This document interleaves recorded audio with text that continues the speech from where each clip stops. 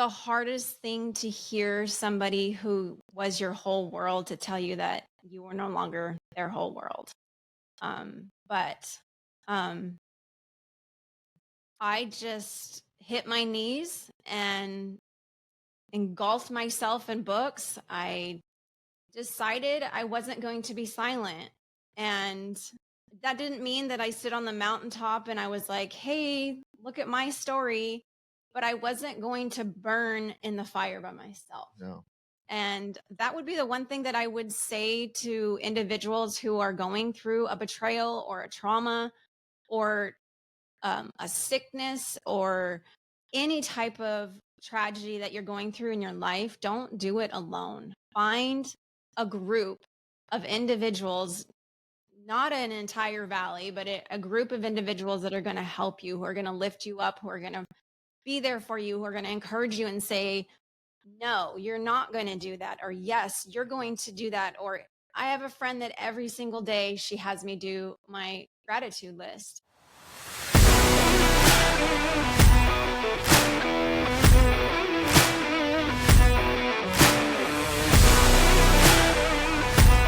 All right. Good morning, good afternoon, good evening, wherever you may be. If this is your first time here, I am Blair Armstrong of Team Armstrong, Coldwell Banker.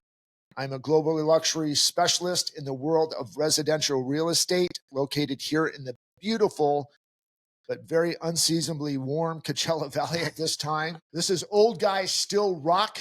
Again, if this is your first time here, we are at actually episode number 114, dude. Wow, crazy. Amazing. Almost 2.5 years of podcast, growing the right way organically. We're not buying viewers or followers and stuff like that. So again, for all the people that have subscribed to our channels, either be it through YouTube or Spotify or iTunes or Apple, whatever that it may be, we appreciate all that. But you're going to see a couple different people here. Again, if this is your first time, if you're a returner, you know who the guy on my left is.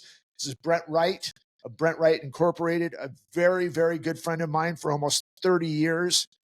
I happen to keep it, even though we're going to be like 50 years into this one day, dude, I'm going to still say 30 years so I don't age myself. Because you're 29 anyway, Brent Wright Incorporated is a man of many different hats. Again, it's just an accumulation over 30 plus years of doing this, from body shops to detail shops. Him and his wife started a wellness center just a little over 2 years ago. Payroll companies, multi-property owner.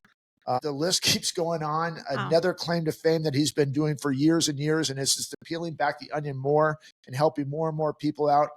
Great personal coach. Great business coach. He had an epiphany, I guess, last week with one of his clients where the student actually taught the teacher. So that was kind of a cool little thing. And Gerard, keep doing what you're doing out there, buddy. We know that you follow us. So there's that. And we have a special guest today, a very good friend of mine. We were brought together by a mutual friend of ours who's actually in the real estate world. Yeah. This is Shelly Gordon of Gordon Property Management. We are in a sort of a collaboration, if you may, and that collaboration is about to expand here pretty soon, which is going to be pretty cool. And we're going to announce that a little bit later, but you're going to have to watch Instagram for that. Yeah. Anyways, Gordon Property Management, she's located out here. She is one of those people that if you're an investor and you're looking to become into in the property, or basically in the investment world of real estate, you find her. She goes out and finds your property. Then she finds me. I do the real estate side. She does the property management side. But the cool thing about her is that she'll go in, she'll evaluate what needs to be done to go ahead and give you the best return of investment. If it's a renovation, if it's adding a bedroom, if it's adding a bathroom, whatever that may be. And then she comes back to you and said, we need to do this, this, and this, and it'll produce this, this, and this. And we do that. And she has a really great track record. So we'll get more of that a little bit later. So welcome to our show. Thank you for having me. You're welcome. It's going to be fun today. It's going to be a little bit vulnerable. A whole lot vulnerable, but that's what we're talking about. We talk about wins and losses on this podcast, and some days there's good days and some days there's not some fun days, but how we what our topic is going to be is how we gather strength in the ashes. If you guys have been following us for 113 episodes before this, you hear Brent and I talk about getting to a point and burning it all down. Well, recently there's some stuff in her life that just it's caused her to burn it down, and there's new life in these ashes, and we're excited to talk about that. Yeah. So before we get into you, I got to ask my good friend for almost 30 years, Brent Wright, how is the weather in Eugene, Oregon, dude?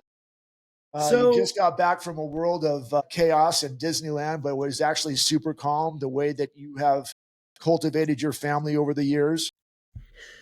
Yeah, so we don't live in a manic world. We don't have a lot of ups and downs. So even though we were at, on vacation, so to speak, get up at the same times, do our same routines, do all of our stuff, we got a lot of compliments. It was very rewarding time. We got a lot of compliments from the staff that we interacted with at the hotel, at several restaurants. My team from PCI in Los Angeles gave tons of compliments to my kids.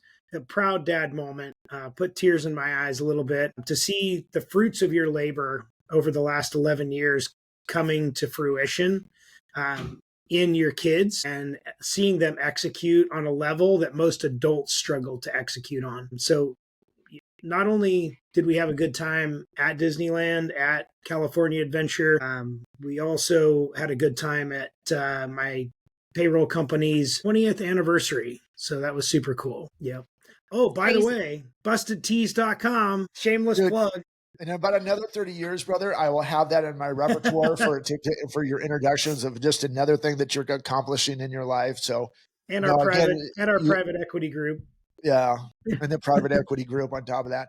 So one good thing that when we talk about Brent is like, oh yeah, he has a man of many hats, but this is not something that is like, okay, I'm going to do all of this at once. It's coming in, it's doing something, it's getting it right, and then go ahead and like, okay, my bandwidth is expanded, so now I can bring this on, and then my bandwidth is expanded. So sometimes he is a different breed. You'll never find a lot of, maybe one or two others that are out there, but I talk to him and then I have to take a nap because I'm so tired of hearing what he has to do. Yeah. I don't know when he sleeps, but he sleeps enough. But anyway, over the last two nights, I built a rock retaining wall that's 8 feet tall and filled it all in with dirt and everything. That's what Lincoln and I have done in the last 2 nights, about 100 yards worth.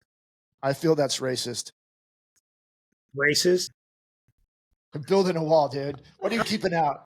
I'm keeping dirt in. Okay. So yeah, I live on a hill, so it's like this. So we have to cut these flat areas just to have anything. Yeah. I used to live in Washington, and we lived on the top of the hill that looked over the whole valley, and we had to build like kind of like a retaining wall, so like our yard basically wouldn't fall down to the other house. I totally get it. I have 4 of them. Yep. Yeah. Get it.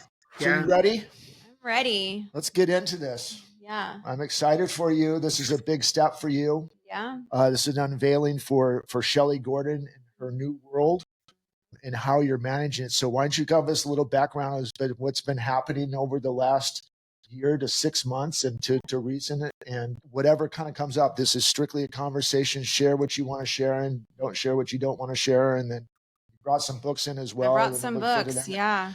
Brett and I are probably going to cut you off here or there just to ask some questions. So don't lose your thought if we cut you off. Yeah. So you actually said something, and one of the books I brought was actually your legacy. How about that, dude? Yeah. So nice. Dr. James Dobson. I don't know if you guys know him, but there's some books that I've been reading through my journey. If you've ever gone through something that's life altering, life shaking, you feel like somebody lit a match and walked away and watched you burn. You find people in your life, you find resources. For me, it was the Lord who really said, you're enough. You're going to make it. I'm going to be there with you. I'm going to watch you rise. I'm going to bless you. Stay faithful. But that's really been like a testimony pretty much of most of my life. I did not have an easy childhood. I did not have an easy young adulthood, I guess you would call it. I moved out when I was 16, went to college, and there was just one trial after another. Had a terrible car accident, caused a spinal cord injury. 10 years ago, I had a life-altering surgery where I was basically paralyzed, and the doctor says, you're never going to do this, this, and this. And I said, I am going to do this, this, and this. Went into the surgery, not know if I was going to come out. That 10-year anniversary was actually on the 3rd of August this year. And I'm moving my hands and my arms. And that's how we came to California from Washington. I was going through spinal cord rehab, and they found out that if you live closer to the equator, you have less symptoms if you have a spinal cord injury. They said, find the driest place that you can. Well, guess where we ended up? The driest place that you can.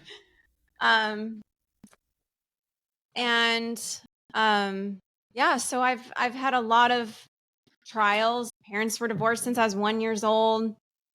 You name it, it's happened. But recently, so the love of my life, we were together for 29 years, October this year. This month will be our 20th wedding anniversary. Things just got kind of rough, and he decided that I wasn't part of his life anymore. And he decided that the grass was greener on the other side. And yeah, he decided that Shelley Gordon wasn't going to be part of his life anymore. And my world shattered. I mean, looking back, sometimes when you think about a betrayal or a trauma, you can see the signs that you didn't want to see. I was that person. I was so true to my faith. There was nothing in me ever that would have ever thought, even when it was hard, I was going to walk away from it. I couldn't wrap my mind around that.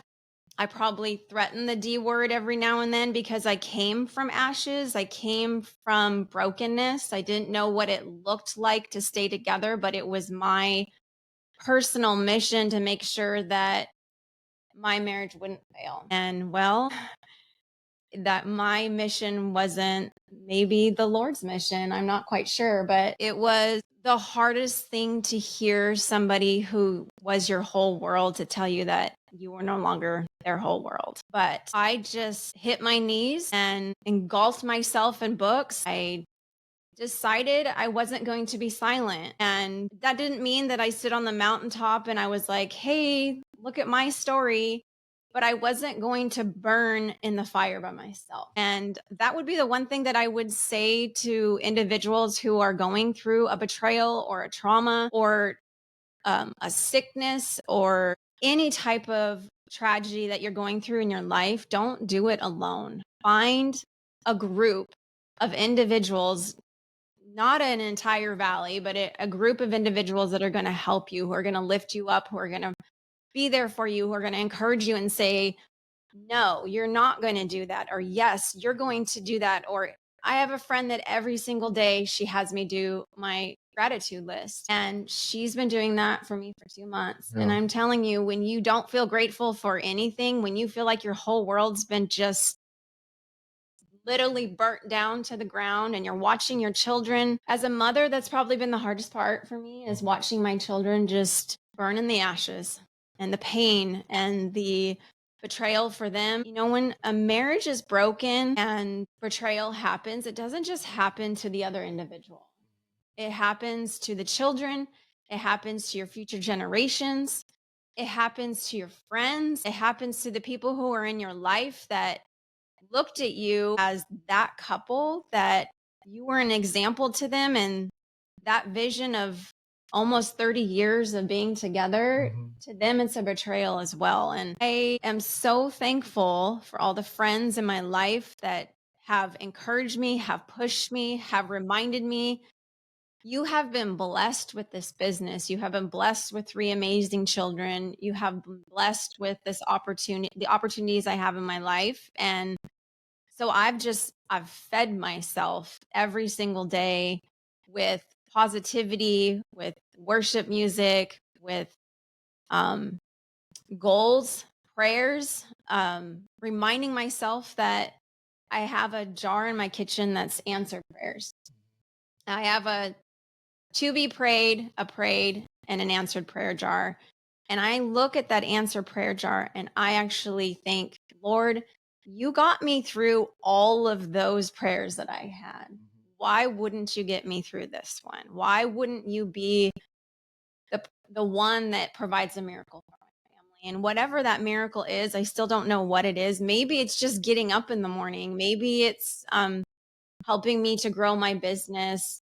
Maybe it's being an example for my kids, friends, for other women.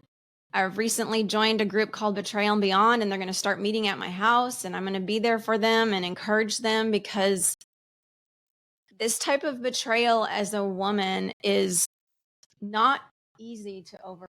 Yeah. Why don't you keep going?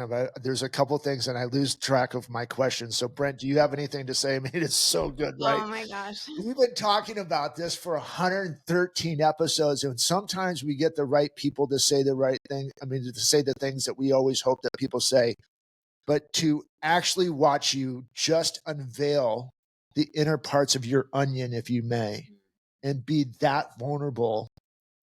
You can easily, which a lot of people do, is massively lose your identity, jump into a bottle of alcohol or drugs, completely just let everything continue to stay in ashes. Yeah. But you did so many different things, that, not taking away that Brent and I are freaking smart here. I'm just saying, as the past episodes we find, don't live in a silo. You haven't been living in a silo. Go find people to surround yourself that may be experiencing the same different pain, and know that you're not alone. But and again, Chrissy just talked about this last night. She's getting honored for something like that. She's like, I'm really nervous. And I'm like, this is your opportunity. You said it, and I freaking love this so much. Is that, and I said, good. And she goes, why is it good? And I said, because this is God shining through you to let you shine your light, which you've been needing to shine forever. And this is your light. And the and the depth of just this abyss of darkness, there's still light, right? So Brent, I'm going to leave it with you. I know you got some stuff to say, because I can get long-winded. So I'm going to let you ask some questions and make some statements, and then we'll get right back into this. Is so good. Great start, by the way. Yes, I like the delivery. It sparked a ton of thoughts. Awesome. I've got a full page and like a little section here. So I'm going to start kind of at the beginning of your story, which you may not even realize some of these triggers. And so I'm just going to bring them up and then we can talk through them. I read a study yesterday, ironically, because nothing's ironic. It's predetermined, right? Mm-hmm. So, yeah, which I love the fact that you keep bringing that up. I want to make people understand that although we are a faith-based podcast and faith-based people, we also know that some of our listeners are not, and that's okay. That's your calling, your situation, but we are, and we're not afraid to talk about it and tell you about it. Yeah. And so I'm grateful that you bring that up. But the what I was reading about and watching yesterday, it kind of took me down a road. I started reading this study, and then I looked it up, and they actually had the author of the study actually talking about it in a podcast style forum, like maybe at a conference or something like that. And the talk was about trauma it's pre-programmed in your RNA, not your DNA, but your RNA. Yeah. So the trauma that you have been living was pre-programmed in you from your ancestors. Yeah. So you've heard that, well, they're just an old soul, right? And we know, based upon our faith, that nobody's reincarnated. However, we also know that there was and is some truth in the fact that although God created everything and it all happened in so many days and all, you heard the story, we do have and can evolve after we are made. Yeah. Okay. And our evolution, again, is pre-programmed. We know that. However, there are some things that are pre-programmed in you that you don't have any control over. And I found this study interesting because the trauma that you're dealing with might be 1,000 years old. It might be 2,000 years old. You might be living some trauma from past relatives that your parents didn't break, and their parents didn't break, and their parents didn't break. So the opportunity here is for your kids is for you to break that. It is. That's really what the Lord has told me, to be honest with you, is do not let this be a 1,000 generational curse that follows behind you. Do not. And in fact, that is, if I'm going to be really vulnerable, that is the one thing that I actually told my husband before I got out of the car and said, okay, if you're going to choose her, I can't be second place. So that means, unfortunately, we're going to have to end this covenant. But I need you to understand that there is a 1,000 generational curse that happens from this.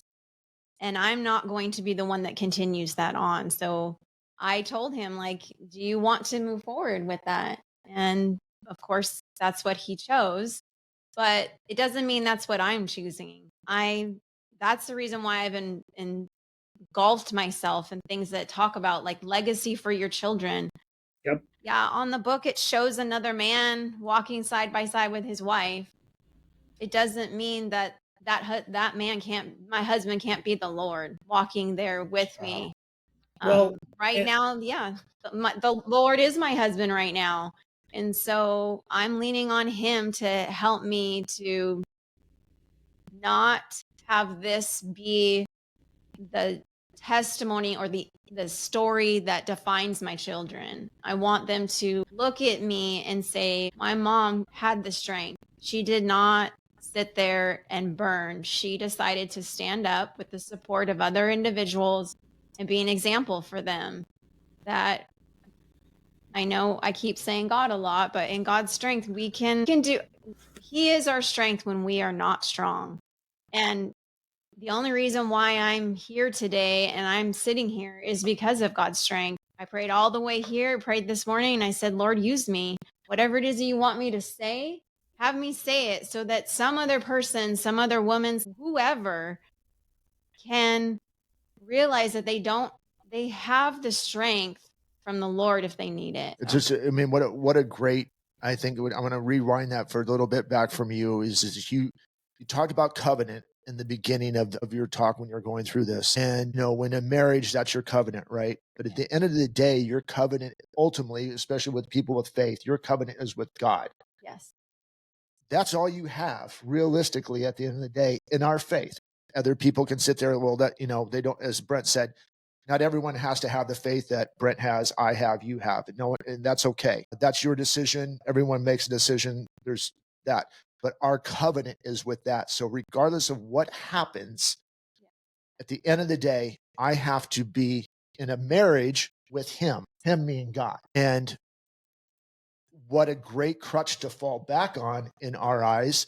What a great crutch to fall back on, because I could fall back, as I said earlier, a lot of people that may not have that faith or still stepping into their faith fall back to alcohol, fall back to drugs, fall back to self-infliction of bodily damages, or making really bad decisions and jumping into another relationship right away and not healing. Yeah. Right now, you're still healing, right? There's Band-Aids on the body that you have light coming through you right now. Mm-hmm. But there's times when you're sitting in the bedroom that it effing sucks. It's terrible. The nights are the worst. Yes. Especially when for anybody who's been with anybody for an extended period of time, it's like there's a soul tie there. Yeah. And that soul tie being broken is excruciating. It's a very painful, physically painful process of breaking that soul tie that the Lord put together. It's a new journey on when this all first happened. This is me being extremely vulnerable. I wrote a poem about it hurts. Literally, it hurt to breathe. It hurt to walk. It hurt to eat. It hurt to think. It hurt to get up out of my bed.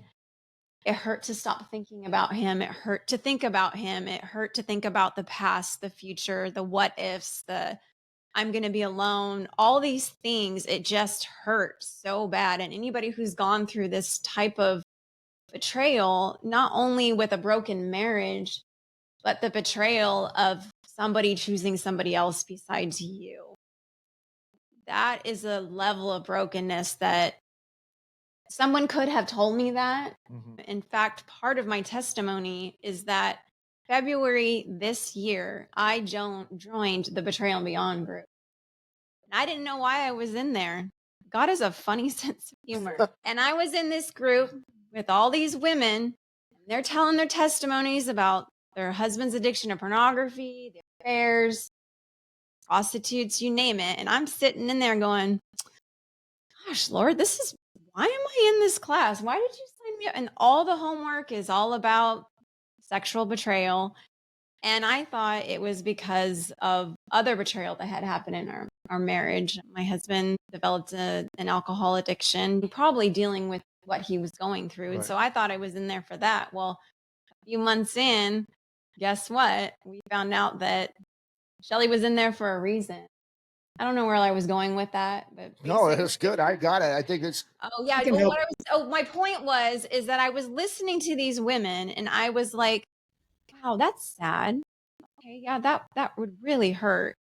But then when it happens to you, when somebody intimately chooses somebody else that's not you, it's a it's a it's a pain level that nobody can relate to until they've gone through them themselves. And not only for me, it's been interesting for me to see how painful that's been for my children.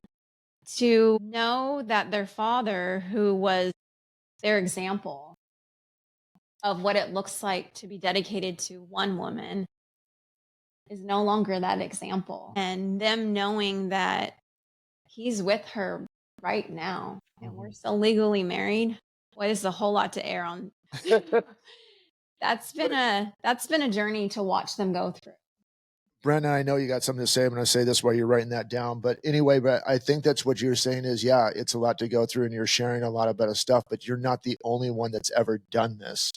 And so what happened is again, strength through light, right? Brent and I always talk about that no matter how dark it gets, there's always light. God will always provide light. Yes. So regardless of your sharing so much to it, and there is giving that courage in my mind, in Brent's mind, in your mind, you are throwing one more starfish back out into the ocean to save that starfish. You give maybe someone, maybe it's this week, maybe it's a month from now, maybe it's a year from now, someone comes across this episode and they're looking for that strength. And that what you just said over the last, for the first portion of it to second, third portion of it, they finally found their starfish, right?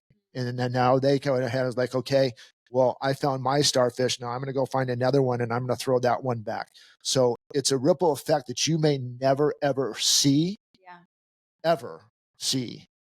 But what you shared is what we can encourage people all the time. It's okay to have a loss. This is a big L. I get it. I went through it years ago. It's not fun. Brent's gone through it. It's something that you never want to have go through, especially if you have kids. Fortunately, with Brent didn't have kids. I did. It's a whole different dynamic. Again, not taking anything away from you, but it just said is for you being this vulnerable, especially from a woman's side, that is the last thing a woman wants to know is they failed the relationship. It's a little bit easier for guys to walk away from. It's a lot harder because we're always, I don't want to be another statistic. Yeah. I don't want to get lost in the shuffle. I have this persona of being great. I'm a woman of faith. And how much that means in that persona, and all of a sudden is Satan, trying to rip that away and expose you. But in the same sense, you're basically, I get passionate on this. So once in time, I'm so sorry, God. It's like, F you, Satan. You're not taking me down today. Brent, I know you have a bunch of stuff there that you want to say. I just had to get that off my mind. I have something that I want it real quick is that I really realized that it takes two to tango. And there were so many things that I was not doing, right? Absolutely. So I would say the other part of my testimony is really digging deep and realizing, okay, I thought I was a good wife. I was loyal. I was a Christian, played by the rules, but was I really a good wife? Was I really doing all I could to build my husband up? Was I really doing all that I could to make him feel respected? Was I doing all that I could to, even though there was hurt and trauma in our marriage, was I doing all I could to stop looking in the review mirror and not constantly bringing those things up? So when you go through trauma or your life is burnt down to ashes, I would also say encourage you to look within and not just point the finger at the person who's maybe caused your trauma, but you were part of that trauma. You were part of that breaking of whatever it is that's broken in your life. And for me, I saw a lot of things about me that weren't so healthy, and I needed to change those things. And so that's what I've been working on. In fact, you said something to me that I've been using is the three H's. Macumber. And that's been a huge thing for me is because I'm a businesswoman, I'm a survivor, I'm motivated. I'm like, okay, we have a problem. I kind of act like a man. We have a problem. How do we solve it? Well, that doesn't work so well for everybody. And you wanted to say what the three H's are? Go for it. You got it. Okay. So do you want to be heard? Do you want to have help or do you want to hug? And I think a lot of times you go into conversations and you don't really want to be helped. You just want to be heard, right? You don't want somebody saying, well, this is what you need to do. Sometimes you're just so broken. I remember in the beginning, all I wanted to do was just have people hold me because a hug is a contact, a transfer of energy from somebody who is so weak and needs the strength of somebody else. Wow. God designed hugs for a reason. Oh, it's like a battery. It's a positive and negative charge, right? Yes. So one person is a negative charge, the other person's a positive charge. My wife and I are exactly that. Like when I give her a hug or we have physical touch, she gets recharged and so do I. Yeah. And the world used to be more about hugging, right? Right. So heard, helped, or hugged. And I used to be a little bit more of a yeller. I get amplified pretty quick. I wasn't exactly a safe place for people to come to. I've yeah, really pick me. redesigned that because that's not healthy. I'm constantly thinking, you have something to bring to me. Am I going to be a healthy and safe place? So I would also say whenever you're going through a trial and your world has been rocked, no matter how it is, health, financially, emotionally, whatever it is, maybe look within and think, okay, what do I need to change? What do I need to do? Because I don't want my story to end this way. So I have to change so that the next person I attract or the other individuals in my life that I'm going to, like you said, trauma is a generational. Mm-hmm. And if you want that to stop, you have to own your part in it. So good. Yeah. Well, What and you got for me? on that, I think that you have not on purpose, not as a conscious decision, probably from the time that you were old enough to remember, if you were to look back, you've been seeking out codependency due to the trauma response that you've had. Yeah. Ouch. And so the codependency is really the Yeah. thing that needs to be broken. So I would tell you that, and you said this, that the Lord is your husband right now, and I would tell you to continue that. However, you need to not stop looking for the signs that you are going to be given, that it's time, because it's not on your time. Yeah. Like I tried to make it my time. I waited 12 years. I punished 2 or 3 other women in the process, wouldn't commit, wouldn't do all the things, wouldn't be the person I needed to be for them, all of that. At my house, it was like a national forest. You pack it in, you pack it out. It's like camping. Nobody got to stay for more than a day or two. There were no long weekends. 2 days was a large commitment for me. And I punished others because of that trauma response. Yeah. The other thing that I wrote down is in response to what you're saying about being a good wife. Maybe you were looking, you need to be reflective. You maybe weren't being all you could be. Mm-hmm. So that starts out biblically that your husband is supposed to be the leader. Yes. Right? And he is supposed to lead with a servant's heart. You are supposed to follow. Yes. But you can't follow without him leading with a servant's heart. Yeah. Because you don't feel like you can be in a place of safety. Yeah.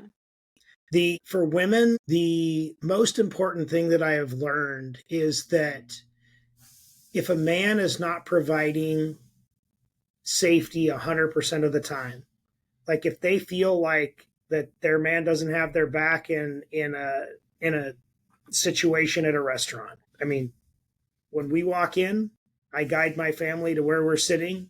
I sit closest to the door.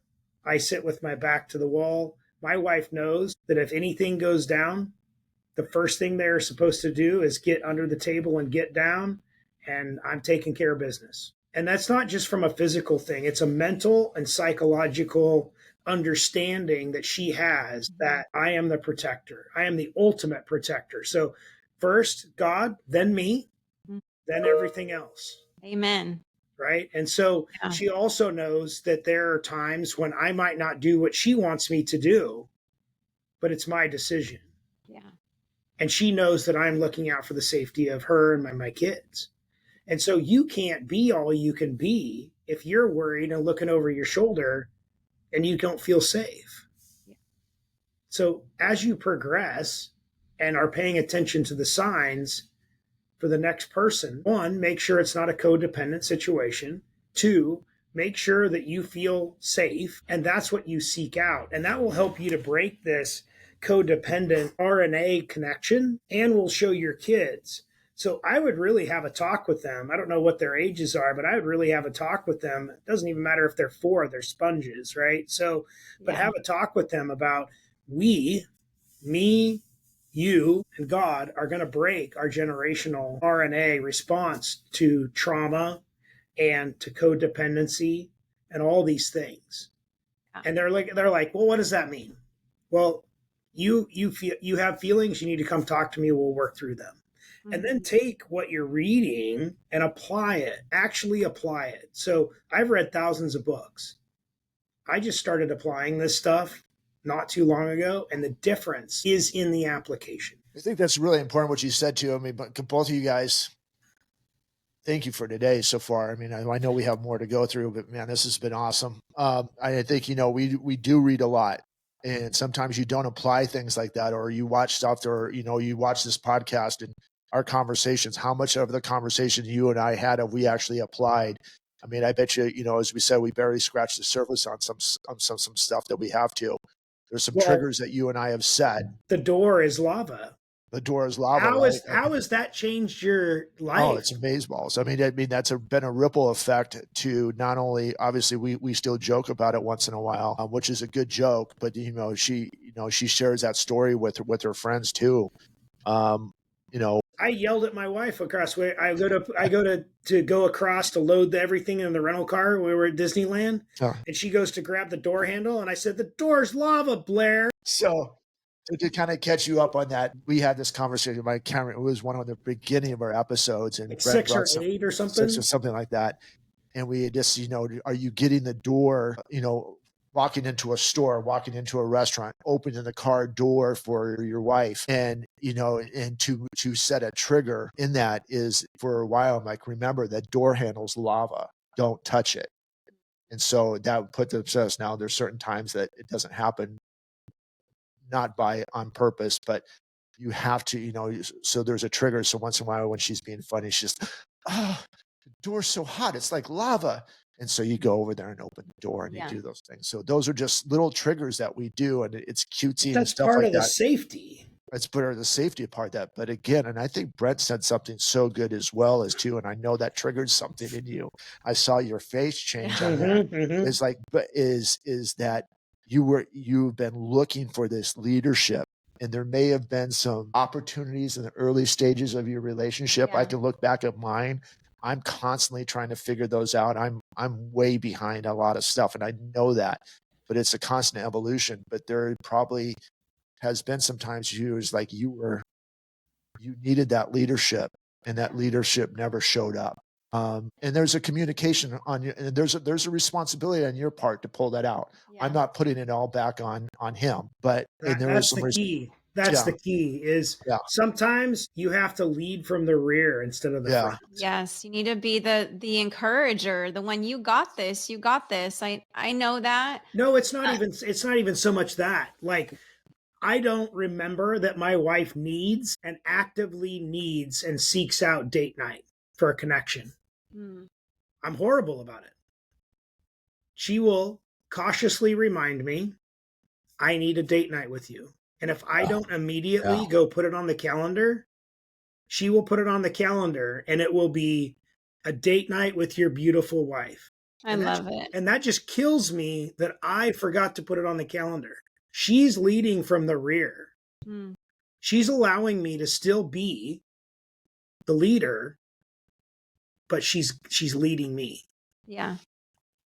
Something that you said. So my husband and I were just both broken coming into our marriage. We both had childhood trauma. We both had brokenness in us. And in a way, it created codependency for both of us. And we were both just two broken people trying to complete the other one. In a way, there was idolatry in our own marriage with the other Mhm. person. Instead of being full and healed and complete through Christ, we were trying to create that completeness with the other person.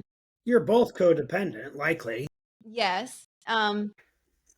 I probably masked some of my codependency through my over independence, I would say, Hmm. Which then emasculated him, likely. which then emasculated him. And Boy, this, he would love to hear that.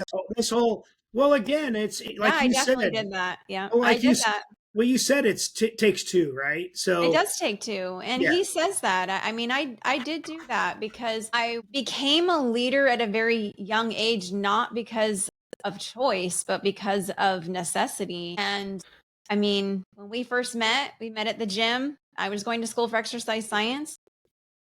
I took his job when he was on vacation. I'm just that girl. Like, I'm just going to get stuff done. And when I called him over Christmas when he was back visiting his parents, keep in mind, he was 18 and I was 19 when we met. And so it's been I've been that way. I'm going to fight my way to the top. Not so great in a marriage to be fighting your way to the top. So I've definitely been Well, it is as long as you're leading from the rear, yes. And that's been a learning right? lesson for me. God's definitely been like, You're being Shelly. polished. Yeah, Shelly, I love your independence, Shelly, but that doesn't do so well for the masculinity of a man who needs to lead his family. And I actually realized that when he left. I did a lot of soul searching and I read some books that were pretty hard for me to read that friends gave me. You know, you have a good friend when they give you a book you need to read that's like slapping you in the face, right? And one of them Oh, was yeah. called Tough Love. And I learned what I was doing wrong, but I learned a little bit too late from that particular relationship, unfortunately. I want to touch on your kids a little bit. I wrote down in response to what you said, this actually is a blessing for your kids. You need to really consider that Yeah. because would you rather them have grown up and realized later that you guys only stayed together for the kids because people do that, right? And then that debilitates the kids, doesn't break the generational cycle. Yeah. Also, would you have rather them grown up with not having the example that you're actually seeking today versus the example that they had a year ago? I think Yeah. this is an opportunity for them to not have the wrong example. I mean, he'll always still be their dad, right? But there might be an opportunity for a better human example to come into their life and show them how to really treat a woman, Yeah. how to really treat Yeah. others. My kids have watched a lot of trauma over the last probably really 5 years of watching a marriage unfold. That's the other thing I wrote down. This has been done for long before it became done, Yes. Yeah. right? I mean, honestly, it was my prayer.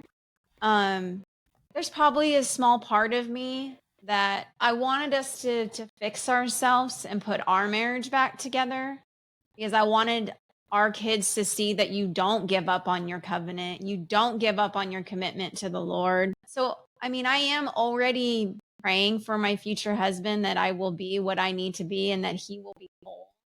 I wish the story would have ended different with my husband. I wish that we could have fixed ourselves through the Lord and then put ourselves back together. I wouldn't say that I was staying with my husband for my kids. Mm-hmm. I loved my husband with every cell in my body. In fact, I still do. So I was in it because I was committed to him. I was committed to my covenant and I was committed to the love that I had for him. And so I wouldn't say I was staying just for the kids, but him and I needed to heal. And that healing wasn't necessarily happening with us together. So, Yeah, I think, there's a big thing in that too, Brent, and you said it too, and Brent said it. It's been witnessed a long time, and staying in it the way that it was. If it would have got fixed, it's a whole different thing. But staying in it what it was is basically extending that generational trauma. yeah. Because it's like, well, this is the way relationships are supposed to work. Mom and dad are supposed to be fighting. They're supposed to go and having massive blowouts, blah, blah, blah, and you come together and it's okay. When really that's not okay. So now it's on both of you, really. And this is coming from stuff that I'm still going through with my divorce mentally for I am, and I'm hoping to pray that my son that you see over here with missing 2 kids changes that generational portion of it to where what I'm trying to say is that it's not okay to be in those relationships. You can't make dad feel bad or emasculate him, right? And you can't treat mom that right way. So how do we fix it? These are some of the guard, which we talked about last week. These are the guardrails that you need to stay in. They may be restrictive, but as Brent talked about last week, restrictive is okay because it keeps safety and clarity on the ultimate goal where we're supposed to go. And that's realistically when you make a covenant with God in marriage, that's where it's supposed to be.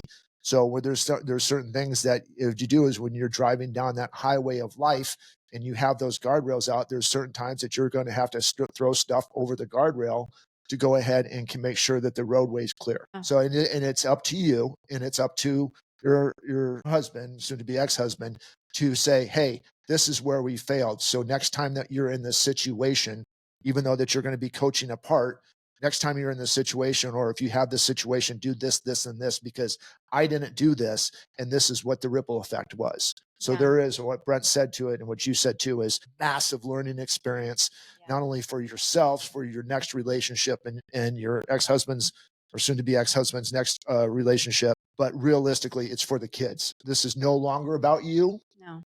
It's no longer about him. It's about your 3 kids that you have and how that turns out, and a lot of prayer. Yeah. So anything else? I mean, we could go hours on this, and I think that we come back in a couple months and kind of share some stuff of I've interacted with your kids. They have a good upbringing and they have a good base. Sometimes things need to be refined. Sometimes you go in the fire to burn off the yuck. Right now they're burning off the yuck, and it's hard for them to understand. And it's not easy for kids to go through all this stuff, and it's not easy for you to go through it, but they have a good base. Yeah. At the end of the day, and I think that's good. I'm excited to see what happens to all of them.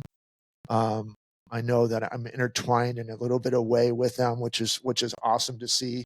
But you also have a great group of people that are also intertwined with them too, and that's a big deal. They can be vulnerable. They can be themselves.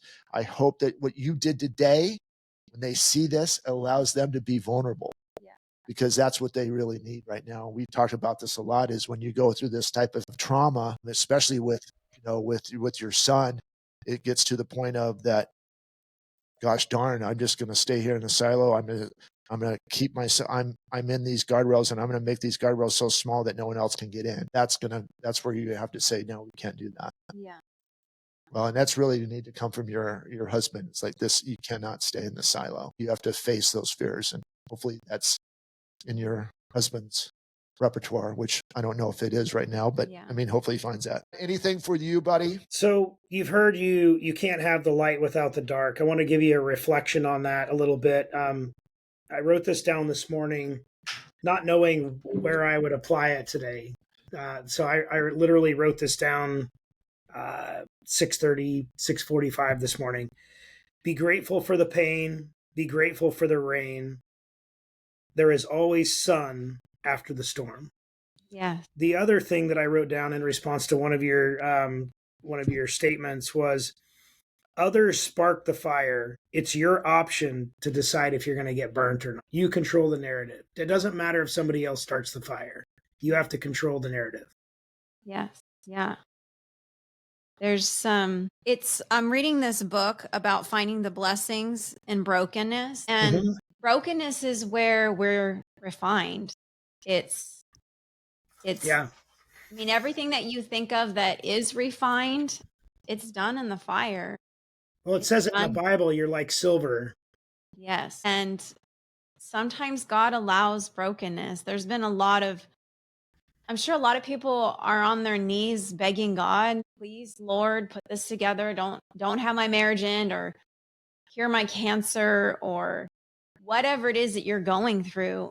And he doesn't answer that prayer in your time, but it's through the brokenness that refines you. And the one thing that I know is going to be part of my testimony is I'm going to use my brokenness to bless other people, Mhm. because being isolated is not going to help anybody else. I need to serve, and through serving the Lord, however that is, through my work, through my friendships, through ministry, through serving at church, whatever it is, however it is that you feel like, through your gifts. And that's a whole other another conversation. We all have spiritual gifts, right? I need to use this brokenness to refine myself so I can feed into other women who need support, who need to know that they're not alone, because nobody should be going through trauma, hurt, pain, whatever, being burnt in the ashes by themselves. We are meant, we are human. We are meant to have a support system. And you need to use your trauma to bless other people and not just be stuck in it. Be refined. Let the Lord break you and then shine. Use that brokenness to shine on other people and love on them and support them. And um, yeah. So, I want to give you a tool. okay. Maybe you've heard about this or not. I always try to give a tool at least once every other episode or so. So you talked about your gratitude list, that your friend's holding you accountable to that. Yeah. So the next step in that, and I teach this and coach this with my coaching clients as well. Have you ever heard of the mirror exercise? I have, but let's hear it from your perspective. So you have to do it in this order. You have to do your I ams or your gratitudes. Then you have to do the mirror. So you Okay. have to invoke spirit into your body, your soul, your mind. Then you do the mirror exercise. So no different than going to boot camp. You have to be broken down to your base and be opened and accepting of the next steps before you can grow. Okay. Mhm. So where you're going to grow is in, and be broken at the same time, is in that mirror exercise. Mhm. So Do you want to give us an try, example? try staring at yourself after you do your IMs for 3 minutes. And I guarantee you the first 5, 10, 12 times, you're going to cry like a baby. So you're just staring at yourself. Staring at yourself, getting right with yourself. Blair tried it. He didn't make a minute the first time. It's not fun, man. Because what are you thinking when you're Well, looking in because the there's mirror? there's a couple different things. I mean, everyone's going to come up with a different image, and what I found out too after you do it a couple of times, the first time is just really hard to look at yourself, because you understand that God made you with perfection, with no exit, right? And so when you're looking at yourself and you know that you haven't really lived to your potential, it's a little bit for not so much for women. I'm just speaking on behalf of a guy, but when you're looking at yourself and you know that you haven't really utilized the potential that he has given you, it's a check. And so what Brent is saying is that when you're saying your I ams, I'm going to do this, I'm going to do this, I'm going to do this, and I'm going to do this, and you keep telling yourself that, and then you're looking at yourself in the mirror, are you really doing those things? It's basically the same thing what you talked about. Are you reading stuff and applying it? Or are you just reading the stuff and it's words and now it's out in the universe and you don't care? So basically, that mirror is holding you accountable for everything that you just read. Now you have to look at yourself and how are you applying that to yourself? And sometimes it's a massive punch in the face. And sometimes, like, you know what? I did good. I did, as God said, I did good, you well and faithful servant. Yeah. It takes a little bit of time. It's holding yourself accountable, but realistically, you're looking at an image that God created, and you cannot. And every time that he saved your butt, that face is from him. Yeah.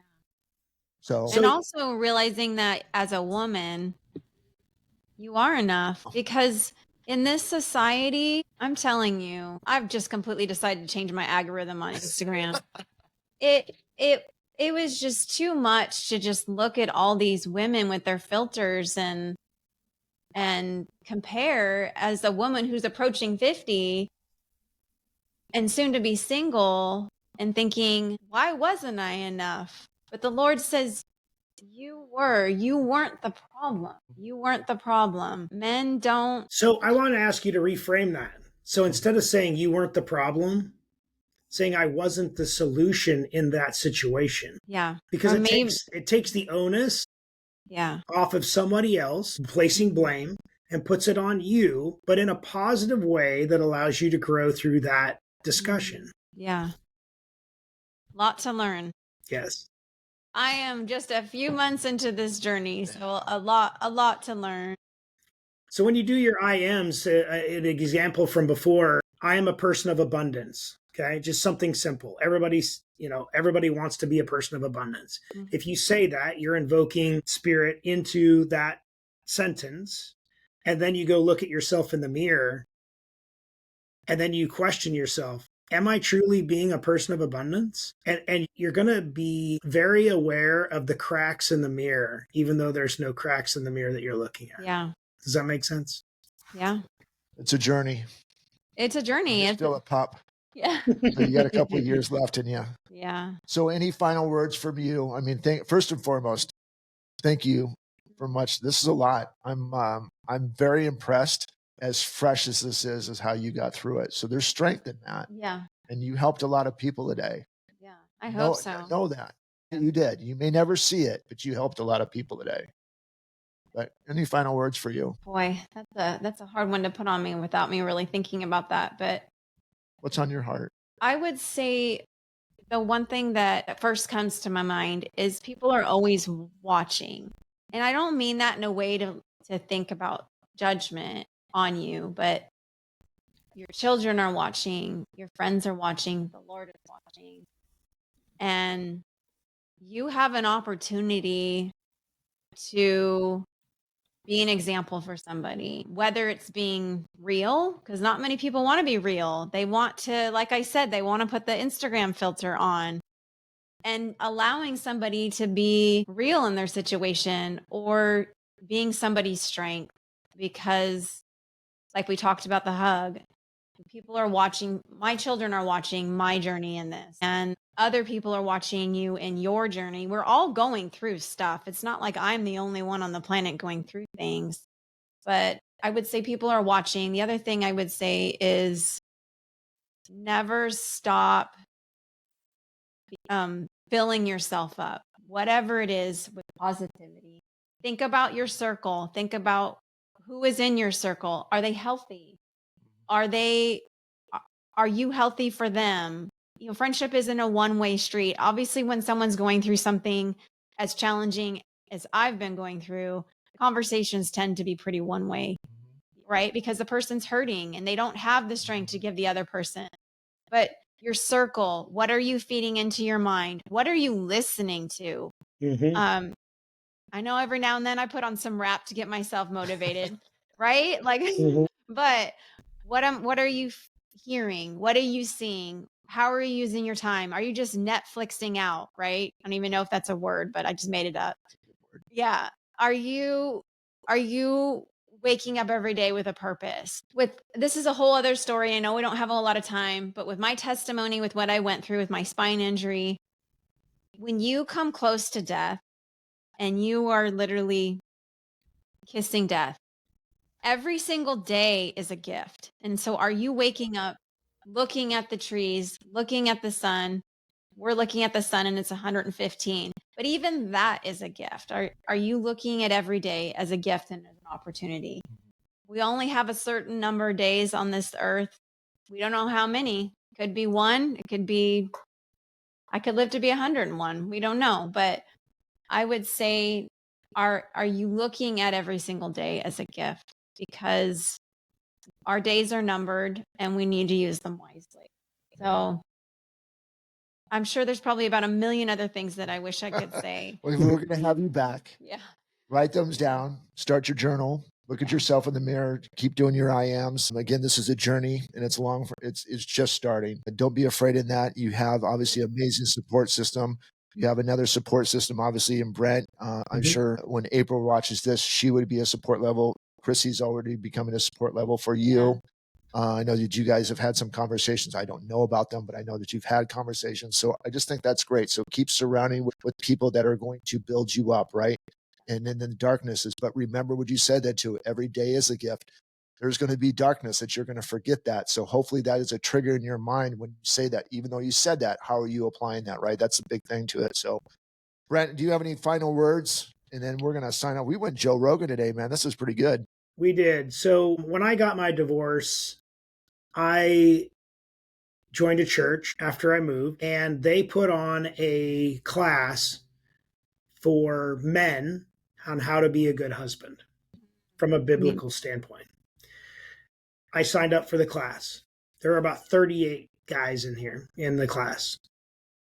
All were married, except for me. The pastor asked me after the class, I'm really glad that you showed up, but why are you here? You're not married. I said, because one day I'm going to be presented with the perfect opportunity. One, I don't want to miss it. I want to seek out the right opportunity and I want to pay attention to it. The second thing is I don't want to screw it up again. And I want to do it from a biblical perspective. And so I would tell you, if you have an opportunity to do something like that, do it. Also, my wife and I do couples coaching, and I'd be willing to bet that she would be okay with us doing a single coaching with you as well. So you could get the man's perspective and the woman's perspective from a biblical standpoint, from a spot where we are trying to break generational curses ourselves. Okay. And we're trying to change our bloodline. And I think that we have, and we will continue to do that. Her perspective might help you with the kids. My perspective might help you with the kids. Both of our perspectives might help you personally. Yeah. And so I think about it, pray about it. Happy to go down that road. A wise man plants a tree he may never sit under the shade of. You've heard that. You've probably thought about it. You've probably never figured out how to apply that in your life. Wow. But That's today is the day that you'll learn how to apply that. Wow. That's great. Thank you so much. Thank you for Glad you guys came on. I'm glad you came on here. Brent and I are super grateful for that. I mean, that's what we built this podcast for, right? Is to share your wins and share your losses. And you did both today. Mm-hmm. I pray that your kids, and I think they will when they watch this or listen to it, whatever they do, is they're going to feel and see your strength. It's awesome. Kind of been along with you on this journey, not as intense as a lot of other people, but we've been there because we work together in so much way. But anyway, guys, what I really want to get into is really watch this episode. This is going to be one of those you need to watch 2 or 3 times because there was a lot in here. If you're struggling in a relationship and you don't have faith, we're basically going to tag her in this episode. So reach out to her. Maybe there's some understanding that she can give you. Obviously, we have Brent and you have me, and we have resources to get you out there. So if you're struggling in a relationship to it, or you have a relationship that failed and you don't know how to get out of the darkness, that is what we're here for. Do not take that for granted. Take that as a massive lifeline, and understand that there's band-aids, and then you too will get better. But just incredibly grateful for all you guys that follow us. Share this freaking episode because everyone's going through it right now. We talked about marriages today, but there's business relationships, there's personal relationships, there's friendships, relationships with your kids, everything that we talked about today, you can apply it to. So share this episode with your friends. Give us a comment of what you're doing to get through it or where you're stuck. And then Brent and I or Shelly will reach out to you and try to help you through it. And then if we can't do it, as I said, we'll get you to the right people to help you with your struggles. So thank you again very, very much for being a part of this. We're going to bring you back in a couple months. Yeah, probably Lily too. I'm probably got to get Lil's on here. Yeah. She's coming up. But anyways, guys, thank you so much for your continued support. If you haven't done so yet, hit that subscribe button, hit the notification bell. If you're watching YouTube or Spotify or Amazon or iHeartRadio or whatever channel you're watching this on, do that. And as I said, to share this freaking show. But until we see each other next week, guys, stay safe. But most of all, God bless. Take care.